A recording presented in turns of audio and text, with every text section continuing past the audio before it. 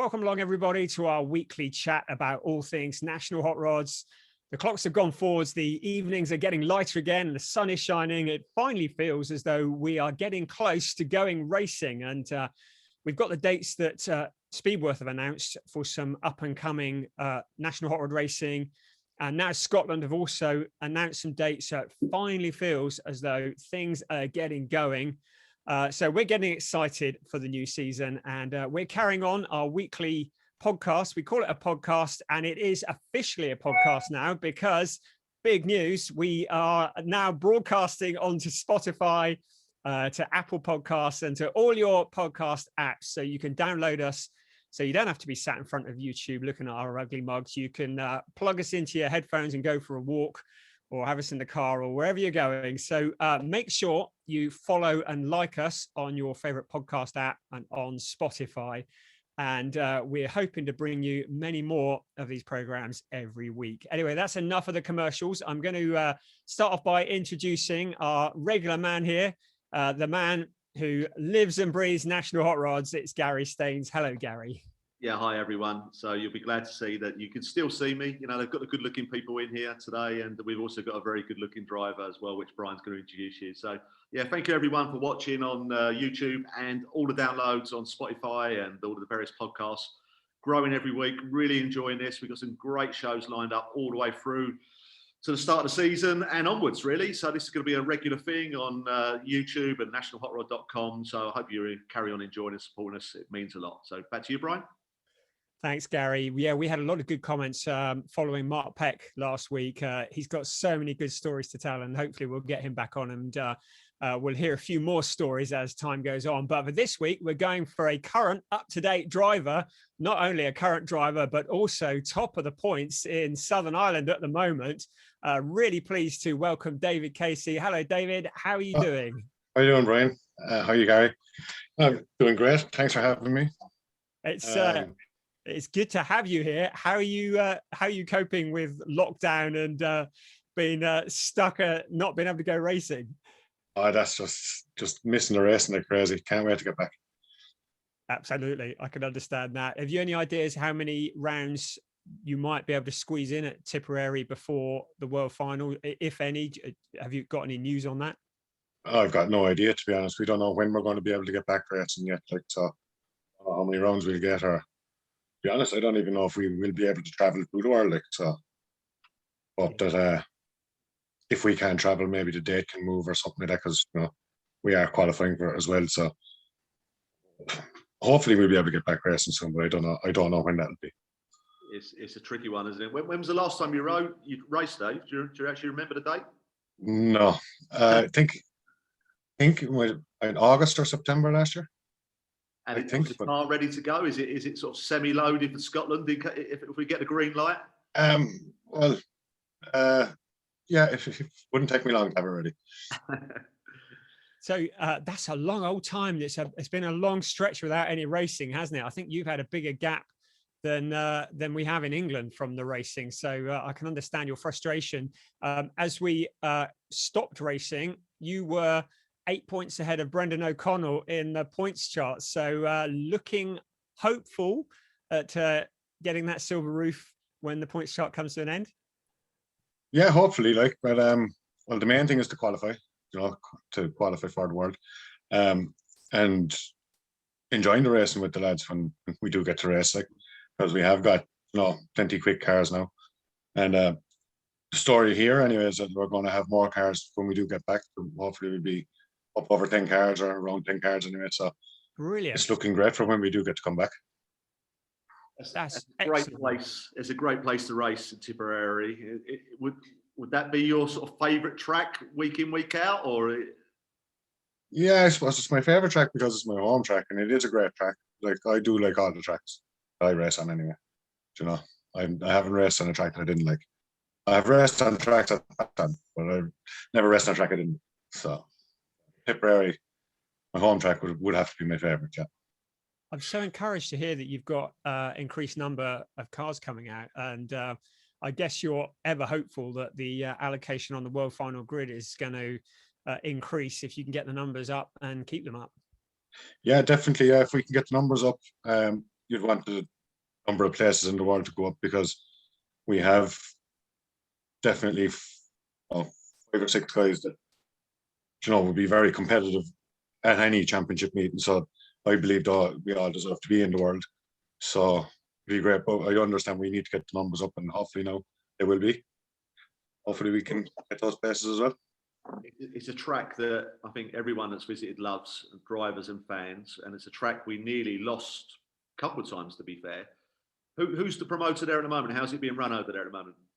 It's a club that runs the track, so there's a whole lot of people involved in it. Like, so it's not really, the club isn't trying to make money out of it or anything. It's just to keep it going.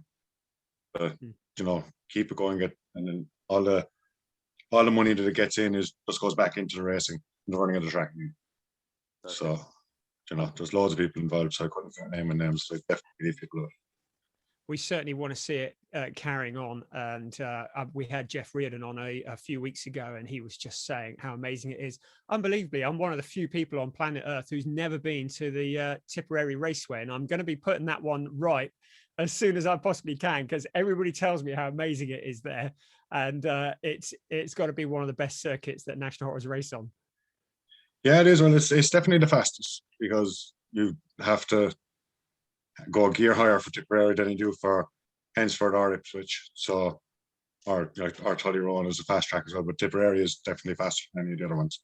So it's and you no real flaws to it. Like, you can race side by side. That is the fastest. So, it is a great track. You'll have to come, right? Yeah, I can't wait, actually. It was quite a few years ago. I hadn't even heard of Tipperary Raceway. And then I can't remember what year it was. It was a Thunder 500. It may have even been before it was called the Thunder 500. And a bunch of drivers came over from Southern Ireland and made us all sit up and take notice. I think it was Neville Stanley was one of them. One of the other drivers was your dad. And of course, you are one of the many second generation racers in National Hot Rods. And you are following in the footsteps of the great Tom Casey. Yeah, well, he's my dad, yeah. So, since I was small, I've always been, my earliest memories are watching dad racing and stuff. So, I've always wanted to follow him into nationals, and I was really lucky I got to race with him in nationals for a few years. Brilliant. So, I learned a lot from him. So it's great. We would like to get your dad on one time, but his accent would be slightly a little bit too broad for me and Brian. But thinking just before we move on to yourself, your dad, back in the early time, it's 2001, I think the year John Stewart won, your dad nearly won the World Championships. He was sitting pretty that day. How old were you then? And do you remember watching? Oh, I definitely remember watching it, yeah. That was the worst moment of my life, just short passing him. But he was just so close, like a few laps. But he was second in '98 as well, and second in 2001, and so yeah, he was close to it a few times. He was just, I suppose, you need to look on that day, and he just didn't quite have it in 2001 to get to the flag. Yeah. I think it's recognised that Tom Casey is one of the great drivers to have never won the world. I was looking at some statistics earlier. I saw a pattern developing. I don't know if you've actually noticed this or not, but there's a big parallel between you and your dad. So you've both come second twice in the world final. You've both been British champion once. And you both have won the points championship at Tipperary on odd number years. So your dad won it in 03, 05, 07, and 09. And you won it in 13, 15. There wasn't one in 17 and 19. And I was looking at it and I'm thinking, it's almost uncanny, the parallels between yours and his career. The question is, can you go that one step better and finally get the gold roof into the Casey family? I hope so. But like, I'm also well aware that there's loads and loads of great drivers that deserve to have been world champion that haven't, so you may not. But definitely that's the target, to win it. Well, to win all the championships really, but the target is definitely try and win the world. But yeah, I should have a great chance because I've got all Dad's experience as well behind me, and the rest of my family helping me and all my sponsors and stuff. So I do feel like I better equipment, available to me than what he had. So if I don't, it won't be his fault or anything, like, it'll be my fault.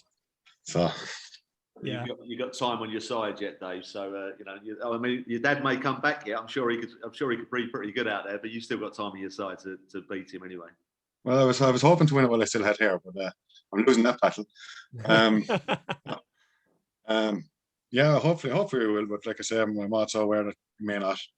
Luck might not be. Hopefully, I'll get a bit of luck that he didn't get. So what makes a champion driver? What is it? Pure talent? Is it the workshop? A bit of everything? How would you summarize to be a champion driver?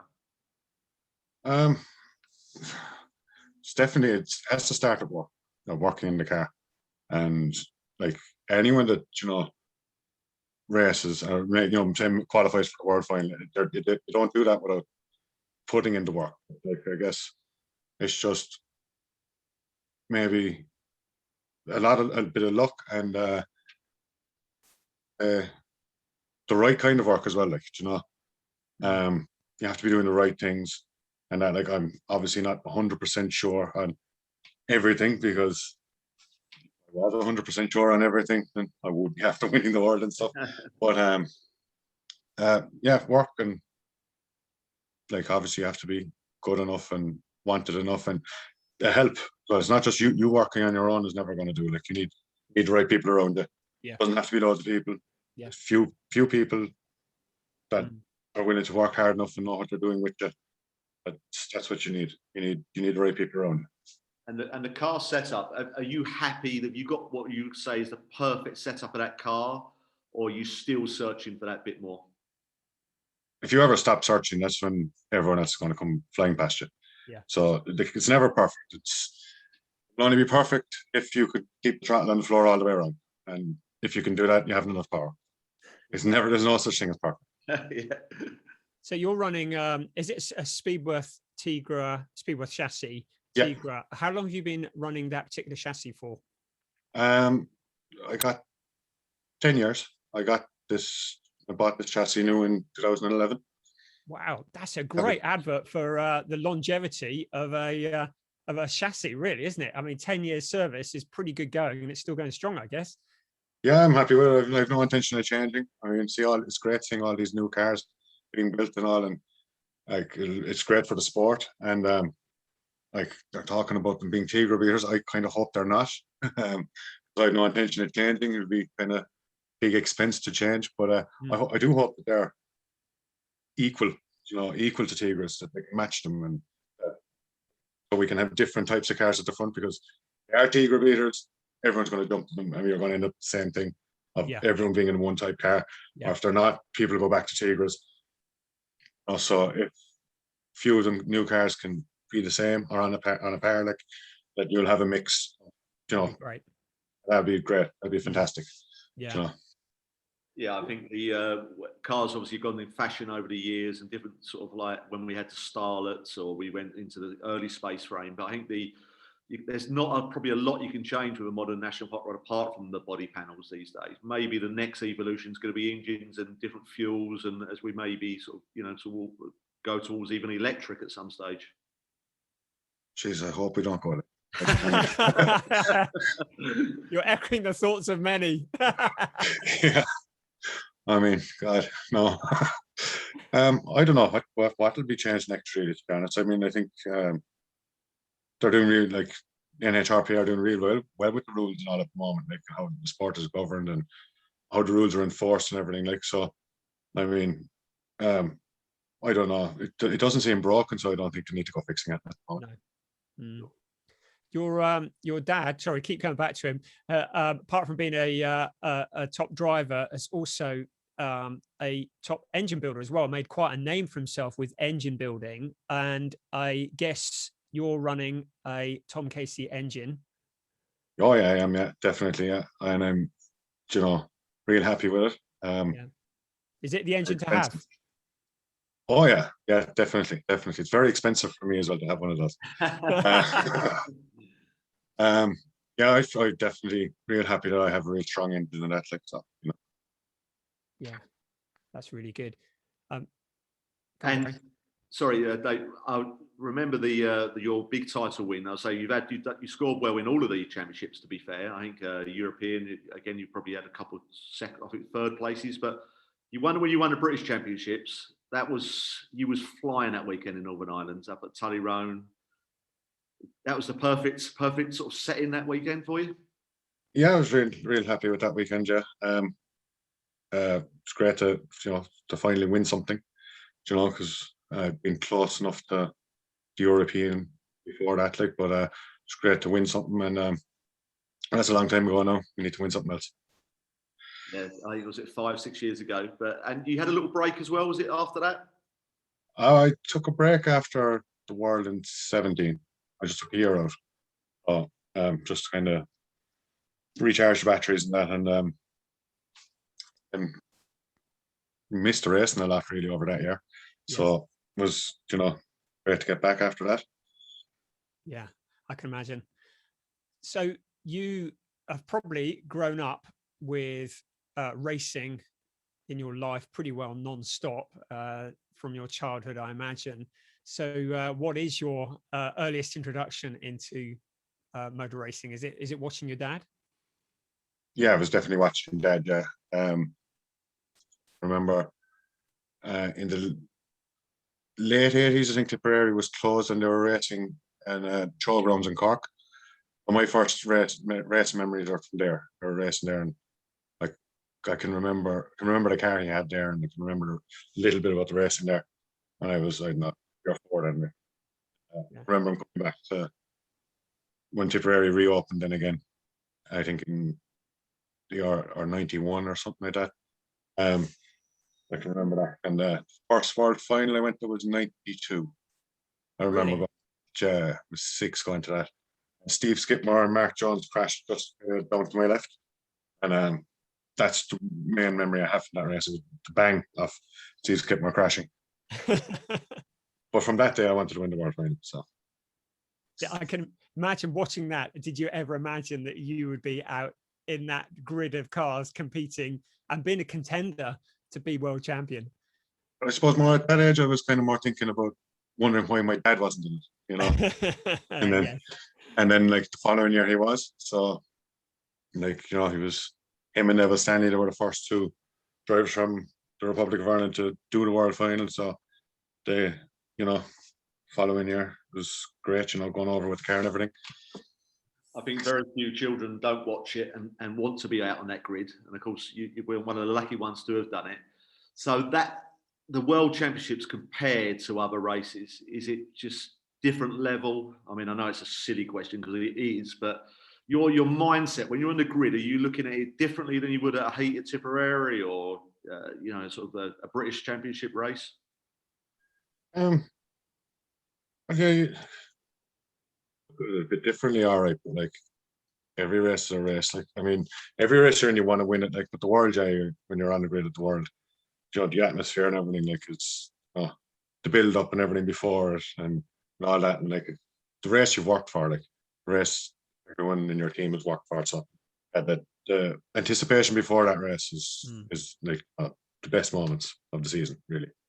We've talked about this before, really, the tension and the build up before the big race. And I guess you put so much effort into getting onto that grid and getting a grid position.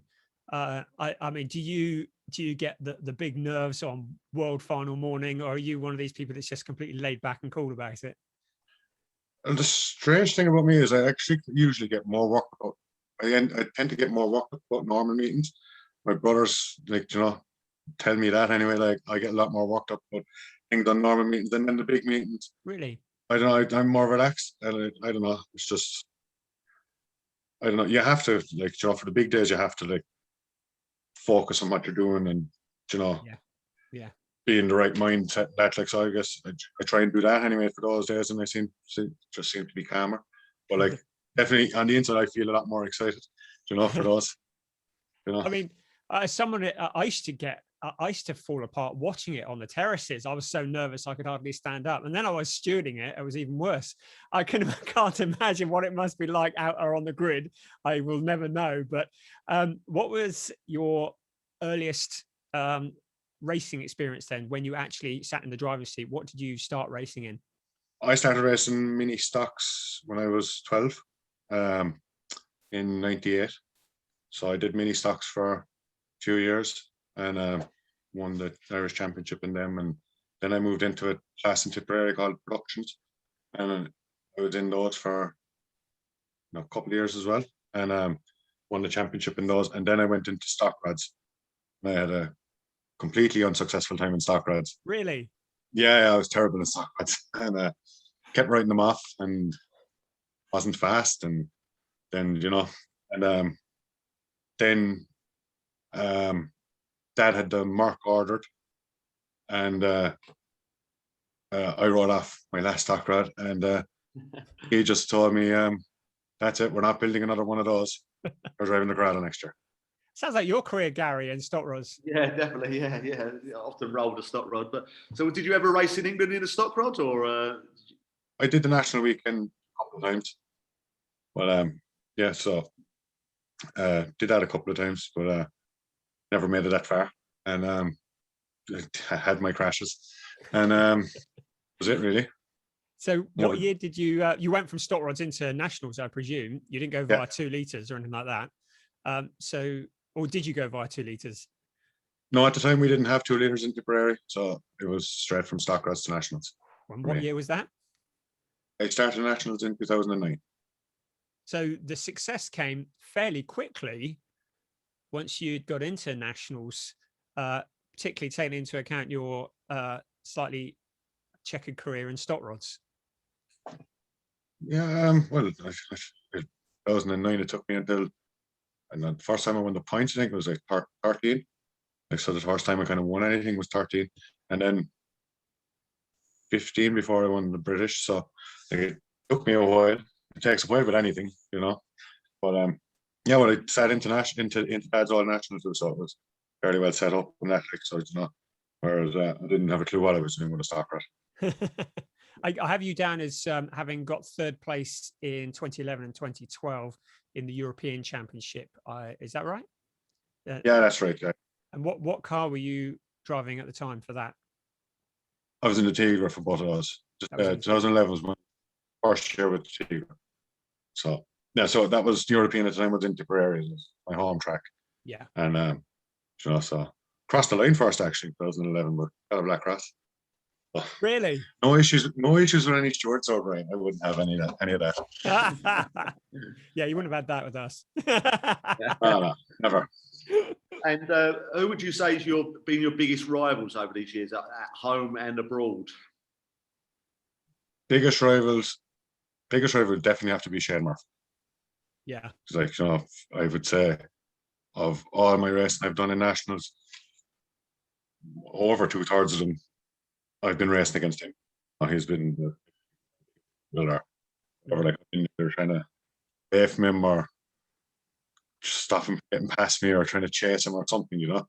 He's been involved in like I said, about 2/3 of the races I've been involved in. So Shane Murphy is my biggest rival. He's, you know, and I suppose abroad then to me, like Chris Hare, Glenn Bell, and nowadays you'd have to say Rob McDonald as well. Sure. And yeah, I think with Shane, was it a friendly rivalry or was it one of them sort of rivalries that was a little bit on edge? It had its moments, you know. So it had its moments.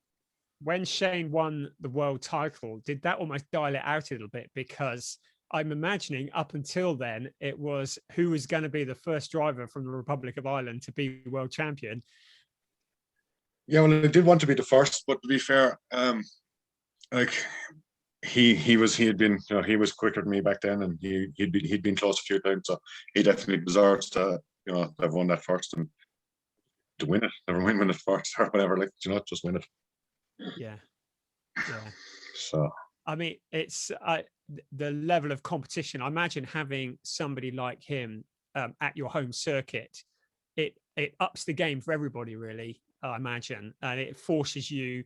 I mean, we've seen the same in Northern Ireland, haven't we? Where you get a couple of really quick drivers, and everybody's upping their game.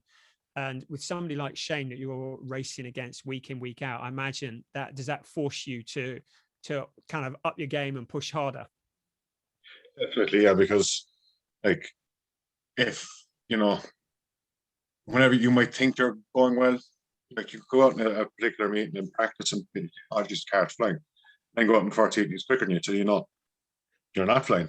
And like and that happens. That happens everywhere. But like at the minute, like we've got 5 real, like the last rounds we did do last year and then the year before, like we got 5 real quick cards like at the moment. Yeah. We're like Damien, Brendan, Jeff, and Shane. I'd include myself in that as well. Like so like it's like so there's real good racing with us on, and we all push each other on, trying to get more speed out of each other. Like with so many good drivers, it must feel it's really tough that more of them don't actually make it onto the world final grid. So I'm guessing getting some more cars on just at regular meetings and getting that allocation up is got to be a priority, I guess. Yeah, I mean, yeah, it's definitely that would be like we all. I definitely feel that all 5 of us deserve to be in the world final every year. Like, but understand the point. Like, if you've only got cars race, you can't have 5 of them in the world final. So, like, we just need the numbers up, and I hope that hopefully that seems to be like it's going to happen, and then if we can get that allocation up, then and like it's all in it. Mm. Of course, with Ireland and Northern Ireland, they are 2 very separate countries, even though they're on the same island. So we won't go too much into that. But there's been talk in the past about an all-island series for National Hot Rods. Is that something that you think would be good, or would it ever happen? I don't know if it would ever happen. Like, but yeah, I mean, I never say no to race anybody. So I love when we go up to racing in Arden. I love when the boys come down to race with us. So I'd be all for it anyway. Like, the more the merrier. Yeah. And is the world title still the biggest goal? Oh, definitely, yeah. The world final is, well, it's the biggest race of our year every year. So, but like I said, I'd love to win anything, but definitely that's the main one. That's the main one. Yeah, I can appreciate that. So, did you want one, Gary? No, this was actually a non-racing one, really. We like to try. I haven't got a clue what you do for a living. Is it you help your dad with the engines, or what is it you do? No, I'm a learning mechanic. Really? So yeah, I just fix trucks. That's it. And that's kept you busy. Pretend to fix them anyway. You've been all right. I mean, a lot of people. We talked to Rob McDonald the other week, and he's been flat out busy. Derek Martin. So lorries have still been running. You've been busy. Yeah. I've been working the whole time, so never had to stop. So that's all good that way for me. Yeah. So once we're back into racing, what does the future hold? What are your plans and aspirations? Is it National Hot Rods? Clearly winning the world titles on the list, but are you sticking with nationals? What are your thoughts about the future of David Casey on track? Well, I am where I want to be, so it's nationals for me, and I don't see anything else. I didn't when I was little, I didn't want to drive anything else, so it's nationals for me. Yeah, no, I can understand that. It's interesting. Once a national hot rodder, always a national hot rodder. Many drift away, but they always come back in the end. They do, yeah, they do. So that's it. I'll just stay. Well, we've spoken to quite a few of you over these weeks, and there's lots more to speak to. And I think every one of you are all fixed to try to win that gold. And I mean, you've definitely got the talent to do it. Yeah, as they have. And this is I've seen the disappointment on that world final weekend with people. And when you came second, was you disappointed, or was you really chuffed? And obviously you come second twice. So how was that emotion? Well, the first time I came second, I was delighted with it, and Dad actually after the race, he was like, "Right, now you've matched me, don't ever finish second again." And next year I came back and finished second again. But I was still happy with that because I really enjoyed that race. At the time, throughout that race, I mean, I could see the people ahead, but I started to catch Carl and Rob. Was just focusing on them, and then when I got past Carl, and I was just focusing on Rob, and then just as I was kind of just gone past Rob, and I looked for Chris, and I couldn't see him, and I was thinking, "Am I leading this?" And then and then I saw him on the scoreboard. I couldn't see him, but I could see him on the scoreboard, and I actually clipped the wall and nearly blew the wheel off it. But oh, the definition of disappointment when you think you're leading the world final and it turns out you're not. Yeah, that's it. Yeah. I can't remember if you answered this or not already. If you're allowed to, if the governments allow it, is it your plan to try and get across to the European Championship in Scotland this year? Obviously, it's a massive if with all that's going on. Well, if we're allowed go, if we can travel, I'll be going, because national heart, I believe, is not something you can do by heart. You either do it or you don't, and like, if you're going to do it right. So everything you can, and like for us, just to get to race at those big meetings, they're the highlight of the year, all of those. And I love Lochgelly anyway, but like those racing a big bit of cars and with all different drivers that you don't normally get to race with, stuff like that. I think because by doing them all, you're more used to the drivers than at the other events as well. Yeah. See it if we can go. I'd be definitely. Lochgelly is such a different track than Tipperary in the respect. Tipperary, the bends are fairly similar and so fast, but there's a slow bend at Lochgelly, isn't it? A different type of bend, almost an apex. Yeah, Lochgelly is two totally different corners to each other, and a bit like Ahadui. There's two totally different corners there as well. But yeah, I don't know. Just like I said earlier, like I like all the tracks to drive on. Like Lochgelly, to be fair to it, because the two corners are so totally different, you can't set the car up perfect.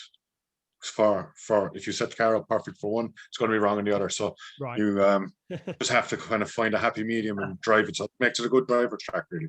Yeah. You have to drive it. That's what they say about Aldershot, isn't it? It's similar to Aldershot, really. The old Aldershot, the same sort of shape, isn't it? But which of the bends is your favourite? Which one do you get round the bend? We're micro detail here. It's great. I love it. Your favourite corner? Yeah. Why not? Eh? It depends. It depends on which year you'd be talking about. Whichever one I'm faster on, that'll be my favourite. In front of you, eh? Brilliant. We're getting to the end of our time here. You've answered most of our we have our stock questions, kind of favorite driver you've raced against and favorite track. A new one that we're adding to the category now is favorite corner. Do you have a particular race that's particularly memorable? What would you say is your most memorable race that you've been in? I don't know. For me, maybe I'd say the World 17, because I knew I was going to stop it after the World that year. I knew I was going to take a year out, so I just paid out to enjoy that race, and getting the podium out of it was great. Obviously wanted to win, but I wasn't anywhere close to Chris's bond, so the thing wasn't available to me. But I really enjoyed that race, So yeah, that's probably the most memorable one for me so far. Anyway. Yeah. I think being second behind Chris isn't a bad number, is it really, to be fair? It's not too bad. Brilliant. It's been an absolute pleasure to have you on here. Unbelievably, we've been chatting for nearly half an hour. Time flies while we're doing this. It's always our weekly kind of Anorak's Corner where we catch up on everything National Hot Rods, and it always goes too quickly. Any final thoughts or comments, Gary? Well, I just want to be in Scotland with Dave to see which is his favourite corner. I'm going to report back on that. So I'm not giving up on this, Brilliant. And we're going to have the exclusive here. David, thank you so much for joining us today. It's been really good to chat to you and to see that you're well, and we're looking forward to seeing you back on track again sometime very soon, hopefully in Scotland. Yeah, it's great. Hopefully we'll see you in Scotland, guys. Thanks very much for having me. Like I say, hopefully we'll see you in Scotland. It's been absolutely brilliant to have you here. Thank you very much. Thank you to everybody for watching and now listening this week. And just to remind you, once again, feel free to leave comments. If you like what you hear, then please hit the like button. Follow us on Spotify, on Apple Podcasts and Android and all the rest of them. Thank you for joining us this week. We'll be back again for another podcast for National Hot Rods, past, present and future. We'll see you then. Bye-bye. Goodbye.